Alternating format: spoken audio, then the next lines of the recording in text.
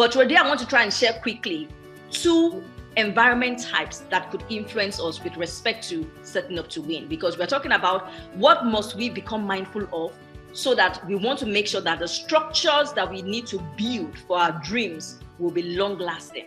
And the first one is the internal environment, because I always believe very much that you want to start with the right place before you go on. At the beginning of Rooting to Thrive, which was 2 weeks ago, I said that one analogy that comes to my mind a lot when I think about Rooting to Thrive is the way a relay race is set up. When the gun is shot, the first leg must run first and then hand over the baton to the second leg till the fourth leg receives it and runs for the finish line. It's the same way it is when we're going to be looking at the concept of the environment influence when it comes to our lives and our dreams. We're going to start from the very key one, the internal one. And so this is the example that comes to mind, and I've used this a lot. So I'm wearing my pink frames today. Some of you know that I have the black one and then the brown one that I wear a few times. I'm wearing my pink frames today. Imagine me going to a mirror and wearing my pink frames.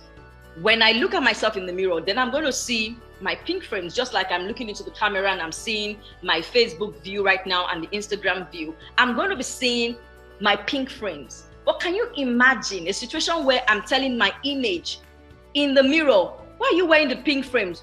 Go wear the brown one. Go wear the black one. The pink ones don't look good. I'm sure anyone who probably sees me or hears me will be like, Olafai, are you okay? If you want to see black frames on in the mirror, then you should go and change the one that you're wearing. And that's exactly how we play out in life. Many of us get up one day or become clear of something someday, and then we're trying to change what we see, but we forget that the starting point of whatever we need to change is from the inside. So we're telling life, I don't like what I'm seeing. I don't like the money I'm earning. I don't like the relationship I'm in right now.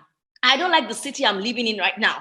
Everything is going this way, but I planned it the other way. And then we are getting restless, maybe frustrated, maybe dissatisfied and all of that.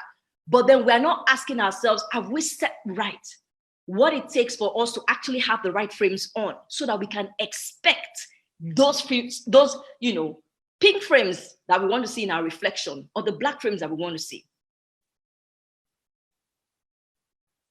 So the question I want to have for us to look at today is to say, what are you seeking change for that you have not actually considered the part that you play on your inside? And you may be saying, Falafai, I don't get what you mean by the part that you play on your inside. Okay, I've referred a lot to the book As a Man Thinketh, that I've read this book like 6-7 times in the last 2 years, right? I will mention 2 quotes from the book. And one quote says this: all we achieve, James Allen, the book is by James Allen, As a Man Thinketh by James Allen. And he said this: all we achieve and all we fail to achieve is the direct result of our own thoughts.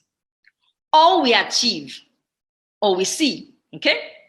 And all we fail to see or achieve is a direct result of our own thoughts. There's another one that he had in the book that went this way: the vision you glorify in your mind, the vision you glorify in your mind, the ideal you enthrone in your heart, this you will live by, and this you will become.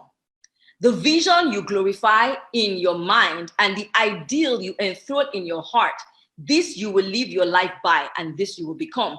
Which means that there's a part that our thinking, our feeling, our mindset, and everything that cannot be easily seen is doing to create the things that we're seeing today. In other words, like we have it in architecture where the architect prepares a blueprint, and then the project manager and the artisans and every other person on site make sure that they build towards that blueprint.